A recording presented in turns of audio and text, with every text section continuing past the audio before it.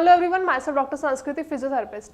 Today in this video we'll talk about paralysis. Paralysis actually में क्या condition है और ऐसा क्यों कहा जाता है कि आपको अर्ली 4 आवर्स में डॉक्टर को विजिट करना है एज सुन एज पॉसिबल। तो ये जो स्टेटमेंट है ये जनरली पैरालिसिस के केसेस में क्यों दी जाती है, इसी के बारे में आज हम अपनी वीडियो में बात करेंगे। जब भी आपको पैरालिसिस स्ट्रोक का अटैक आता है तो हमेशा जो सबसे पहले रिकमेंडेशन होती है वो यही होती है कि rush to doctor as soon as possible. आपको ये इसलिए कहा जाता है क्योंकि पैरालिसिस की कंडीशन में हमारे ब्रेन में क्लॉटिंग हो जाती है। जो इनिशियली 4 आवर्स होते हैं वो बहुत ज़्यादा इंपॉर्टेंट इसीलिए माने जाते हैं क्योंकि जब भी आप डॉक्टर को विजिट करोगे ध्यान ये रखना है कि आपका वो स्ट्रोक स्पेशलिस्ट हॉस्पिटल हो या फिर पैरालिसिस स्पेशलिस्ट हॉस्पिटल हो जहाँ पे पैरालिसिस का अच्छे से मैनेजमेंट किया जाता हो। क्योंकि whenever as soon as possible you reach the doctor, तो डॉक्टर के पास जाने के एकदम बाद वो आपको एक इंजेक्शन देते हैं जिससे आपका जो क्लॉट है, जो आपके ब्रेन में क्लॉटिंग हो चुकी है, वो क्लॉट को रिजॉल्व करता है।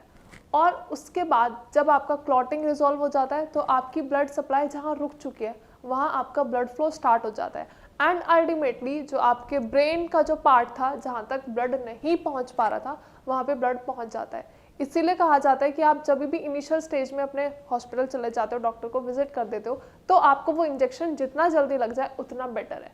क्योंकि आपके फटाफट से एमआरआई रिपोर्ट्स हो जाएंगी, आपके एक्सरेज वगैरह जो भी आपका ब्रेन का सिटी वगैरह सब हो जाता है। उसके रिपोर्ट्स के बाद जहाँ डॉक्टर्स को ये पता चल जाता है कि हाँ क्लॉटिंग की वजह से आपको स्ट्रोक आया था, तो वो क्लॉट को रिजॉल्व कर देते हैं with the help of an injection. तो वो इंजेक्शन इसीलिए जल्दी लगवाना होता है ताकि आपकी क्लॉटिंग जल्दी से रिजॉल्व हो जाए और जो आपकी ब्लड सप्लाई रुक चुकी है वो ब्लड सप्लाई अल्टीमेटली फ्लो होना स्टार्ट हो जाए और आपके ब्रेन के पर्टिकुलर रीजन्स में जहाँ जहाँ ब्लड सप्लाई हैम्पर हो गई थी वहाँ आपका ब्लड पहुँच पाए। अब ये क्यों ज़रूरी हुआ? हम डॉक्टर के पास जल्दी से चले गए, हमारी रिपोर्ट्स आ गई और हमें पता चल गया कि एक्चुअली में हमें क्लॉटिंग वाला स्ट्रोक हुआ है। अगर क्लॉटिंग वाला स्ट्रोक होता है तो वो इंजेक्शन दे देते हैं जैसे मैंने अभी आपको बताया, लेकिन क्लॉटिंग के बावजूद भी एक और कंडीशन होती है that is haemorrhagic brain stroke.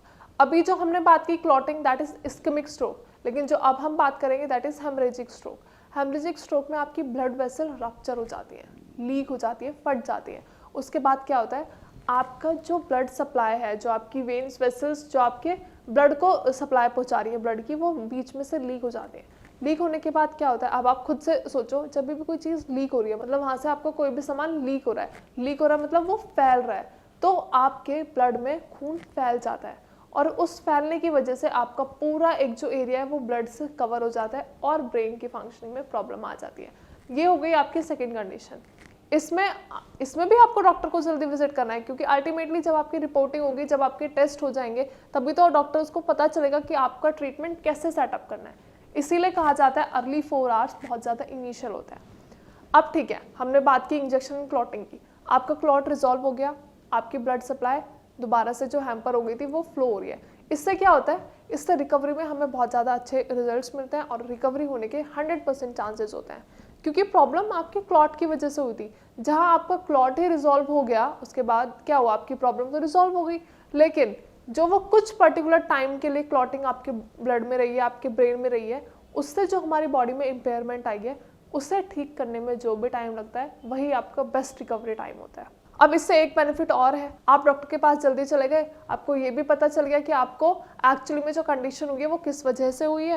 Like suppose clotting हुई है तो क्लॉट रिमूव हो गया, उसके बाद आपका ट्रीटमेंट स्टार्ट, आपकी recovery start. And if you get to know कि आपको जो पैरालिसिस हुआ है, जो स्ट्रोक हुआ है वो आपके हेमरेजिक की वजह से हुआ है, तो वो आपकी ब्लड वेसल्स को रप्चर हो चुके हैं उन्हें ठीक कर देते हैं।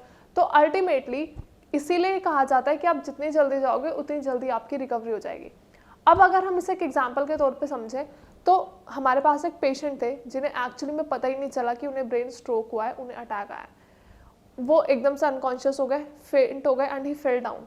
पता ही नहीं चला कि ये किस वजह से हुआ है, लेकिन वापस से होश आ गया, ठीक हो गए, अपने चेयर पे बैठ गए। लेकिन उसके बाद थोड़ी देर के बाद उनमें कुछ साइंस देखने को नजर आए, जैसे कि उनका फेस डेविएट हो गया, वो ढंग से बोल नहीं पा रहे थे, कुछ होल्डिंग्स नहीं हो पा रही थी, उनके हाथ में पैरों में बहुत ज़्यादा वीकनेस आ गई थी और जैसे ही वो चेयर से उठे तो वो उठ भी नहीं पा रहे थे। तो ऐसी भी कंडीशन होती है जिसमें उन्हें अल्टीमेटली हमें बाद में पता चला कि उनका क्लॉटिंग की वजह से उनको पैरालिसिस का अटैक हुआ था, लेकिन उन्हें खुद ही नहीं पता चला कि ये सिम्टम्स हमें क्लॉटिंग के होते हैं, ये सिम्टम्स हमें पैरालिसिस के होते हैं। और इससे क्या हुआ, उनकी रिकवरी लेट हो गई। तो आपको जब ही भी कोई भी अनयूजुअल सा ऐसा सिम्टम नजर आए तो you have to rush to your doctor as soon as possible, क्योंकि जब भी आप डॉक्टर को विजिट करोगे आपका ट्रीटमेंट जल्दी से स्टार्ट होगा। अल्टीमेटली आपको पता चल जाएगा कि प्रॉब्लम किस वजह से हुई है और आपकी रिकवरी भी उतनी जल्दी स्टार्ट हो जाएगी। क्योंकि जहाँ नाम आता है पैरालिसिस का वहाँ पेशेंट बहुत ज़्यादा डिप्रेस हो जाते हैं। समझ लीजिए उनके पिलर्स हिल जाते हैं, उन्हें ऐसा लगता है कि पता नहीं बहुत ज़्यादा बड़ी प्रॉब्लम हो गई है, बहुत ज़्यादा बड़ी बीमारी हो गई है जो कभी ठीक नहीं हो सकती। क्योंकि पैरालिसिस खुद में एक ऐसा ही नाम है जिससे पेशेंट्स एक्चुअली में डर जाते हैं, उनके घर वाले भी पैनिक हो जाते हैं। तो आपको डरने की ज़रूरत नहीं है, क्योंकि अगर प्रॉब्लम बहुत ज़्यादा बड़ी है तो ज़रूरी नहीं है कि उसका सल्यूशन भी बहुत ज़्यादा कॉम्प्लेक्स हो। आपकी रिकवरी, आपका ट्रीटमेंट बहुत जल्दी हो सकती है, लेकिन आपको ध्यान क्या रखना है, आपको अपने डॉक्टर को जल्दी से जल्दी विजिट करना है। क्योंकि अल्टीमेटली आपको पता तो जब ही चलेगा ना कि आपको प्रॉब्लम हुई क्या है, क्योंकि बहुत सारे साइंस एंड सिम्टम्स ऐसे होते हैं जो रिलेटिवली आपको दूसरे डिजीज में भी नजर आते हैं। तो जब भी आपकी बॉडी में कोई भी अनयूजुअल चेंजेस आते हैं तो आपको डॉक्टर से कंसल्ट करना बहुत ज़रूरी हो जाता है। अब अगर हम बात करते हैं इसके ट्रीटमेंट की, क्लॉटिंग की कंडीशन में आपको इंजेक्शन मिल गया, आपका रिकवरी स्टार्ट हो गया है। हेमरेजिक की कंडीशन में आपकी ब्लड वेसल्स जो रप्चर हुई है वो वापस से सूचर होके वो सब ठीक हो गया है। अब अगर हम बात करते हैं फिजियोथेरेपी की, आप मेडिकेशंस लेते हो, उसके साथ साथ you have to run on physiotherapy. आपको एक्सरसाइजेस करनी ज़रूरी है, क्योंकि जब तक आप एक्सरसाइजेस नहीं करोगे, लाइक सपोज आपके ब्रेन में फंक्शनिंग में ऑल्ट्रेशन हुई है, आपका ब्रेन तो फंक्शन कर लेगा मेडिकेशंस की हेल्प से, लेकिन जो आपके हाथ पैरों में वीकनेस है वो कैसे ठीक होगी बिना एक्सरसाइजेस के। आप पेन किलर्स ले सकते हो इफ़ यू हैव पेन, लेकिन आप एक्सरसाइजेस जब तक नहीं करोगे आपकी रेंज ऑफ मोशन वापस कैसे आएगी, आपकी फ्लेक्सिबिलिटी, आपकी मोबिलिटी वापस कैसे आएगी। तो आपको मेडिकेशंस के साथ साथ अपनी एक्सरसाइजेस अच्छे से परफॉर्म करनी है, टाइमली परफॉर्म करनी है। आप मेडिकेशन टाइम से लो, एक्सरसाइजेस टाइम से लो, अपनी डाइट अच्छी रखो।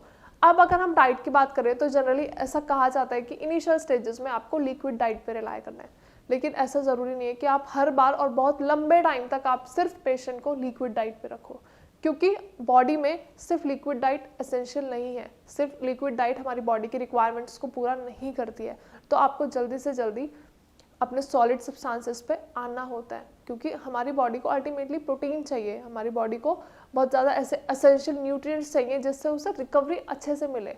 तो हमेशा जब भी हम लिक्विड डाइट लेते हैं तो बॉडी को बहुत ज़्यादा प्रोटीन नहीं मिल पाता है और बॉडी कॉप अप नहीं कर पाती है। तो आपको अपनी डाइट का बहुत अच्छे से ध्यान रखना है, आपको exercises time to time perform करनी है, आपको वॉक करने की बहुत जल्दी कोशिश करनी है, क्योंकि जनरली हमारी वॉक में बहुत ज़्यादा डिटोरिएशन हो जाती है। उसके बाद पेशेंट्स को लगता है जब मैं अपने पैरों पे चल ही नहीं पा रहा तो मैं बाकी एक्टिविटीज़ कैसे कर पाऊंगा। तो आपको ये थॉट प्रोसेस अपने माइंड से निकालना है और सोचने से अच्छा आपको चीज़ें करनी है, आपको एक्सरसाइजेस परफॉर्म करनी है, आपको मेडिकेशंस लेनी है, आपको हल्का हल्का workout, basically mild exercises perform करनी बहुत ज़्यादा ज़रूरी है। चलना तो बहुत ज़्यादा एसेंशियल है, क्योंकि जब तक आप खुद से अपने पैरों पे नहीं चलोगे आपकी कंडीशन में कोई रिकवरी नहीं नज़र आएगी, आपको खुद को कोई रिकवरी नहीं नज़र आएगी। लेकिन जहाँ आपको एक बार रिकवरी नज़र आ गई, जहाँ आपको एक बार पॉइंट मिल गया कि हाँ अब मैं ठीक हो रहा हूँ, तो आप खुद से बहुत जल्दी हेल्दीली रिकवर कर सकते हो, क्योंकि आपके माइंड से एक वो पॉइंट निकल जाएगा। आप कहीं ना कहीं डिप्रेस नहीं होगे कि मैं तो चल भी नहीं पा रहा हूँ, मेरा तो हाथ भी नहीं हिल पा रहा है, मैं कोई एक्टिविटी नहीं परफॉर्म कर पा रहा हूँ। तो ये सारी चीज़ें अपने माइंड से हटानी है, सबसाइड करनी है और अपनी रिकवरी पे ध्यान देना है।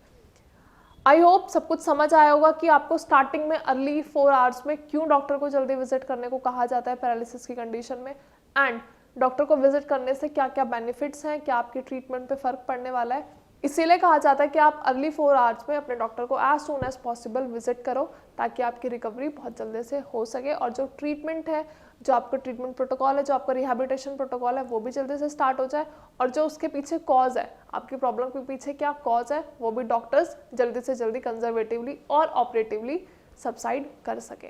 अब अगर हम बात करते हैं रिकवरी की, तो पैरालिसिस की कंडीशन में आपको बहुत ज़्यादा वेट करना होता है, क्योंकि रिकवरी ग्रेजुअल होती है, स्लोली होती है। अगर आप सोचो आपने आज मेडिकेशन लिए, आज सिर्फ आपने एक्सरसाइज कर ली तो आपको कल रिजल्ट मिल जाए, ऐसा पॉसिबल नहीं है। पेशेंट्स को बहुत ज़्यादा काम रहना पड़ता है, बहुत ज़्यादा केयरफुल भी रहना पड़ता है, क्योंकि उनमें बहुत ज़्यादा वीकनेस होती है। आई होप वीडियो में सब कुछ समझ आया होगा। अगर वीडियो के रिगार्डिंग कोई भी क्वेरी है या फिर आपको कुछ समझ में नहीं आ रहा है, आपको कोई एक्सरसाइज समझ में नहीं आ रही है, आपको कोई मेडिकेशन समझ में नहीं आ रही है, आप कहीं और से मेडिकेशन ले रहे हो लेकिन आपको बहुत जल्दी ना ट्रीटमेंट मिल रहा है ना रिकवरी मिल रही है, या फिर आपको कोई डॉक्टर से कंसल्टेशन चाहिए, तो you can just directly call us on the number given below. and you do need to consult Shreyas. Thank you so much.